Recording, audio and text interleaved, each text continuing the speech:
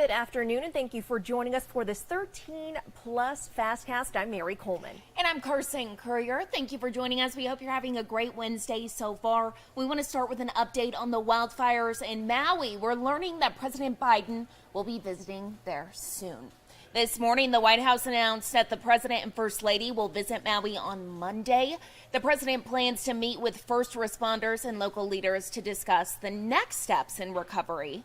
On top of that, President Biden is sending 500 federal personnel to the disaster zone, which includes about 140 urban search and rescue specialists. And as it stands right now, 106 people have died, and only about a third of the area has been searched so far. With so much more to go, the governor says he does expect that death toll to go up. He said that number could even double. And as many are grieving the loss of their loved ones, a lot of people are just trying to get through the trauma that they experienced that night when those fires started. Yeah, Carson, we're starting to hear from some of those survivors who were at ground zero. Mike Carpenter has that story. The skies above Front Street almost apocalyptic when the fires started roaring through Lahaina town. Humberto Cardenas, his mother, and their pets stuck in the frenzy of cars trying to evacuate while flames took over. It was like a few feet just like right next to our car, like everything just catching on fire, like the outlets, like they have like trees that were just catching on fire. There was like the ashes coming down from Lahaina Luna. There was like fire just like flying down, like it was just raining fire. It was just super scary. They sat in traffic for nearly an hour, choking on smoke. We don't know what to do, like we were just stuck. The car was getting like super heated, and my mom was telling me like if you have to, like just grab the pets and just start heading that way, like by feet, because we didn't think we'd make it out. Also stuck was Humberto's uncle, Armando Haro, who had his own view of the chaos near Lahaina's Cannery Mall. The power lines start coming down on the road, like four, in front of Cannery Mall. Yeah, it was bad. It looked like a movie, man. And then plenty black smoke coming out, and plenty people running, buying stuff. Fortunately, Haro, Cardenas, and their immediate families made it safely to another relative's home in Ka'anapali. Back on Oahu, another family member frantically trying to get them off island. I wanted them to be here that night. I started sending messages, which I know they weren't receiving, saying, come here tomorrow morning, come here, if you can, just come here. Pedro Haro grew up in Lahaina, where 5 of his family's homes were lost in the blaze. He says initially some didn't want to leave Maui. Saturday, they actually flew over to Kahului and was able to talk to the entire family. What was happening is they didn't want to leave without each other. So one brother would say, well, what am I going to do with my car? I said, well, I'm not going to leave if he doesn't leave. And then all of them, it was we on Oahu were desperate to have them here. So on Monday night, 15 of his relatives and their pets landed on Oahu. Some will be staying with him, others with friends and relatives around town. Like so many, they're still processing the destruction and don't know if they'll ever return to Maui. But they're thankful everyone is safe. We like work, we like keep going. And it's always my father tell us that, my father, bring us over here, and he showed us how to work, how to work and how to go always forward. This is not the way that we're supposed to be together, but there's a lot of families that can't even say that. There's a lot of families that are still not together. And so we'll take what we have. We're blessed. We're really grateful to all the people, and we're together. And that's more than I can hope for right now. Mark Carpenter, Hawaii News Now. And as the president prepares for his trip to Maui come Monday, it marks 1 year since he passed the Inflation Reduction Act. Now today, local officials met to discuss that plan and how it's impacted Arizona. The big focus was climate change and how it's impacted us over the last year.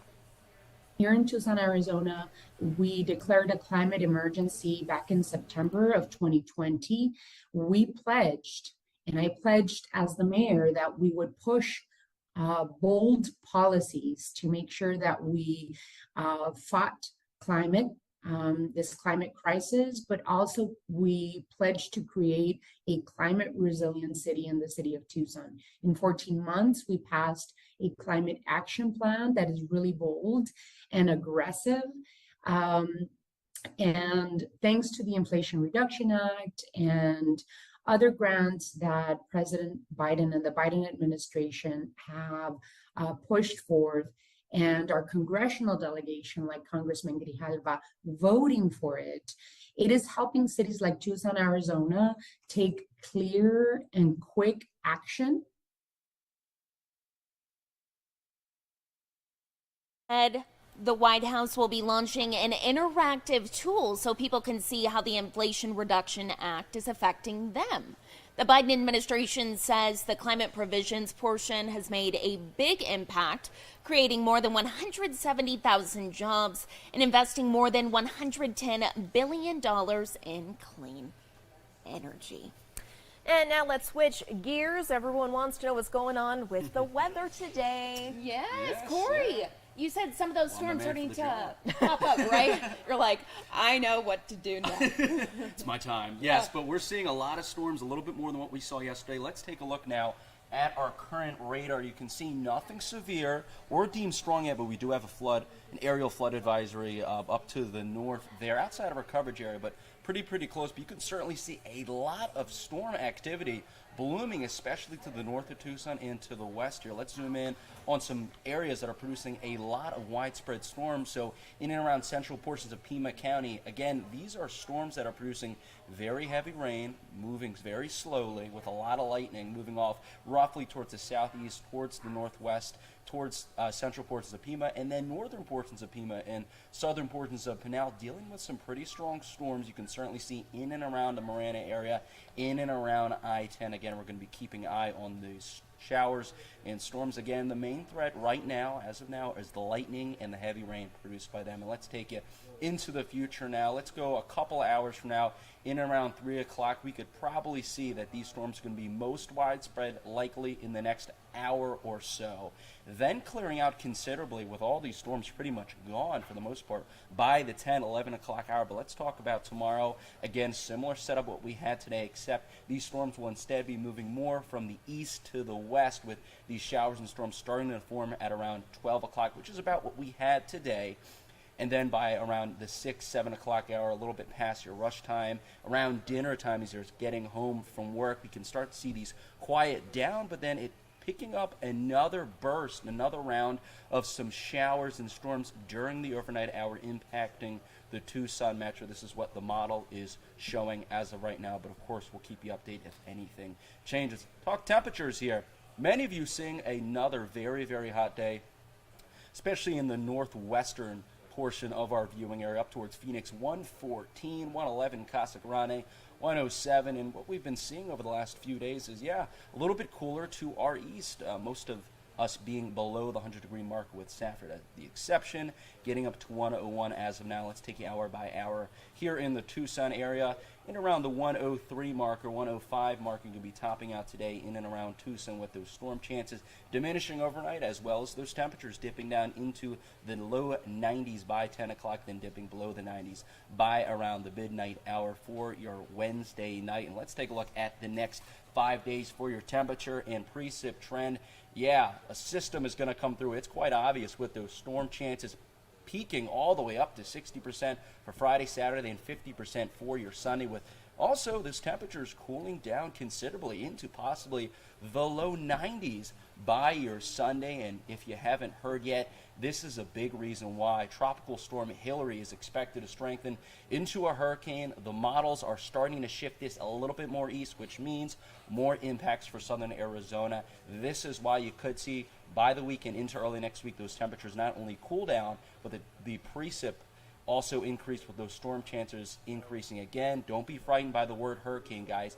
As of now, it appears the main threat will be the cooler temperatures and the increased moisture. So as of now, it looks like Hurricane Hillary, will be giving us positive weather elements with this storm as it looks to track. But of course, we'll be keeping you updated with this system as it moves and changes. Thank you, Perfect. Corey. Thank you very much. And switching back to our news now, I know Tucsonans remember those old traffic enforcement cameras all too well, Carson. Weren't very popular here. In fact, Tucson voters banned those traffic enforcement cameras years ago. But with deadly crashes on the rise, the city's trying a new device aimed at red light runners. Yeah, that's right. Our very own Bud Foster has a closer look at what some are calling tattletale lights. Any tool that we can give the Tucson police to be able to cite people for running through red lights is, in my mind, a positive. The first one will go up here at Grant and Craycroft, known as one of the worst intersections in Tucson for accidents, soon to be followed by other intersections like Grant and Tanque Verde and Oracle and River, also known as dangerous intersections. The fact that we're going to have 10 of these up eventually, and the fact that they are going up in our high propensity intersections, high propensity for crashes, is an indication that we know where the problems are. Tucson is in the midst of an epidemic of traffic fatalities. 57 so far this year, a record pace. Last year at this time, there were 15 car crash fatalities. This year so far, there have been 22. It's hoped the blue lights might be able to cut the number of car crashes, some of the most dangerous intersections, and red light running is a big reason for the high number of deaths. Not to be crass, but if you're dead, you're dead. Kind of doesn't matter if you were on a car, on a bicycle, or walking. If we can avoid one crash at an intersection, then it's successful. Pima County has 4 of the blue lights, sometimes called tattletale lights, but uses them only sporadically. Marana installed 2 of the lights in problem intersections in 2021, but has for all intents and purposes stopped using them, but said it would again if they thought they'd be needed. If we identified a problem in an intersection or an area, we would probably utilize this tool. These blue lights are not to be confused with the red light cameras Tucson and Pima County installed in 2014. They do not take photographs. That would not be allowed in Tucson now anyway, because voters voted by a 2-to-1 margin to get rid of them and prohibit their use through ordinance. But the city says it needs something to end the carnage. This is much different than the red light cameras. There will be a cop on site. The cop is the one who's going to pull you over and have a conversation about what he or she saw. And turning now to a trending story that we're following on our website. I know it made me smile. Hopefully it'll make your day as well. A doctor at a Rhode Island hospital proposed to another doctor on the hospital's roof. It all went down on the helipad. The staff at the hospital played along, telling the woman she had to come quickly to attend to something.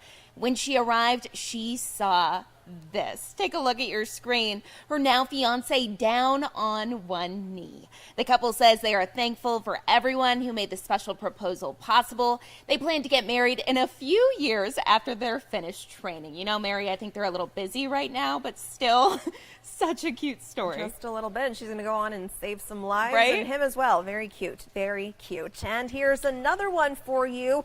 Another trending story on our website now. Authorities say 2 drunken Americans spent the night illegally on the Eiffel Tower. What a night. The Paris prosecutor's office said the men were discovered Monday morning by security. They were allegedly intoxicated and had fallen asleep after their Sunday tour. The operator of the tower is planning to press charges. Prosecutors say no damage was found here, and they dismissed the fine for trespassing on an historic or cultural site. You know, Carson, I got to say, I feel like there are multiple people at fault here, because shouldn't the security be going around and seeing who's laying on the Eiffel Tower? You know, when I was talking to Mary before this about the story, wasn't that your first question? You're like, how did nobody find them? I have many questions. So I many mean, questions. They did, but you know, hey, it's a story for them. Maybe it was Exactly. just a learning experience, and they won't do it again. We hope. I know. We hope. Oh. Well, we will leave you with this. Take a look out to the Tucson mountains. Look at those clouds forming. Super dark over Tucson. We want to thank you guys for watching this 13 Plus FastCast. I'm Carson Courier. And I'm Mary Coleman. Have a great afternoon. Let's hope for some more rain out there. We'll see you back here at 7:30.